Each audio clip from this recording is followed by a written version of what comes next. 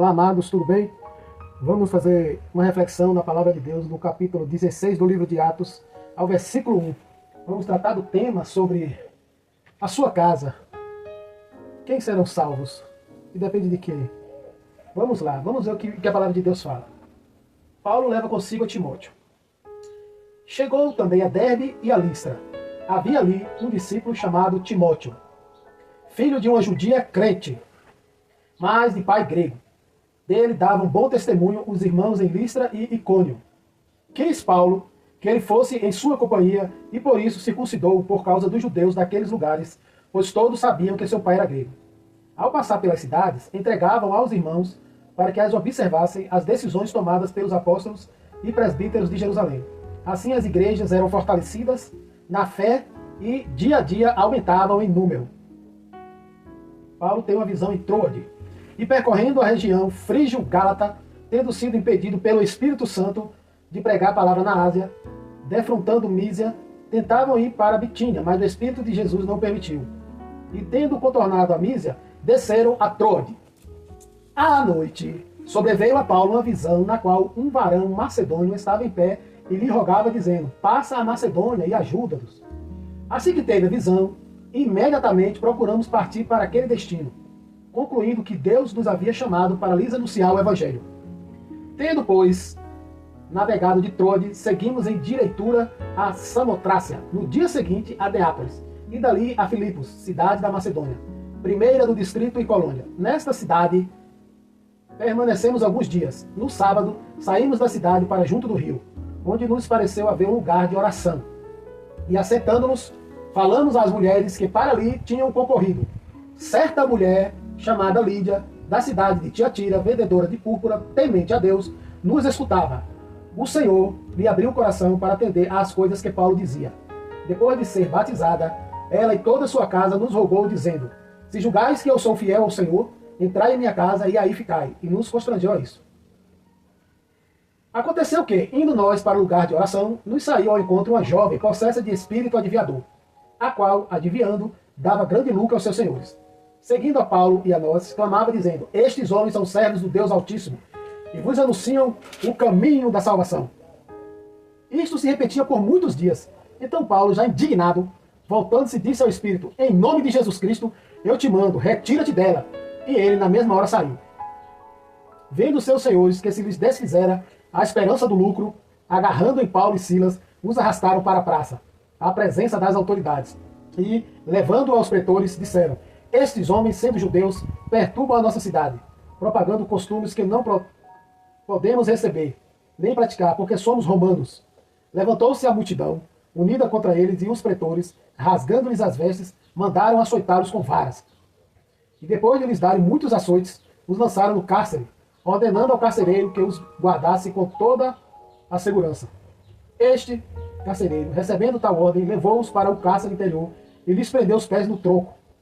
Por volta da meia-noite, Paulo e Silas oravam e cantavam louvores a Deus, e os demais companheiros de prisão escutavam. De repente, sobreveio tamanho terremoto que sacudiu os alicerces da prisão, abriram-se todas as portas e soltaram-se as cadeias de todos. O carcereiro despertou do sono e, vendo abertas as portas do cárcere, puxando da espada, ia suicidar-se, supondo que os presos tivessem fugido. Mas Paulo bradou em alta voz: não te faças nenhum mal, que todos aqui estamos. Então o carcereiro, tendo pedido uma luz, entrou precipitadamente trêmulo, prostrou-se diante de Paulo e Silas. Depois, trazendo-os para fora, disse: senhores, que devo fazer para que seja salvo? Responderam-lhes: crê no Senhor Jesus e serás salvo, tu e tua casa. É bom destacar uma coisa importante. Estamos no livro de Atos. E antes de Jesus subir aos céus, bem antes, diante dos apóstolos, sem que se nada tocasse os seus pés, os apóstolos perguntaram: Senhor, quando tu restaurarás o reino a Israel? E o Senhor disse: não cabe a mim, somente ao Pai conhece isso. Mas para vocês, vão para Jerusalém e aguardai lá, para que de lá sejais revestidos de poder, e vocês serão testemunhas, tanto em Jerusalém, quanto na Judéia, em Samaria e até os confins do mundo. Pois assim serão minhas testemunhas. E no decorrer do processo, Paulo, mais adiante, com cartas dos sacerdotes, perseguindo a igreja de Deus, prendendo e ordenando o massacre de de cristãos. Paulo, indo no caminho de Damasco, cai no chão diante de uma visão de Jesus Cristo, um clarão enorme, imediatamente ficou cego, e ele perguntou, o Senhor Jesus perguntou: Paulo, Saulo, por que me persegues? Aí ele falou: quem és tu, Senhor? Eu sou Jesus, é quem me persegues. Vai e procura Ananias, e ele há de dizer o que você tem que fazer. Paulo foi a Ananias, cego, guiado pelos soldados romanos, que apenas ouviu alguns trovões, e aí Paulo, Ananias recebe Paulo. Ananias pergunta ao Senhor: Senhor, esse homem tem perseguido e matado seus servos. Mas o Senhor Jesus disse para Ananias, que era discípulo dele: este homem é um instrumento precioso para mim. E a partir dali Ananias orou, as escamas caíram dos olhos de Paulo, Paulo voltou a enxergar.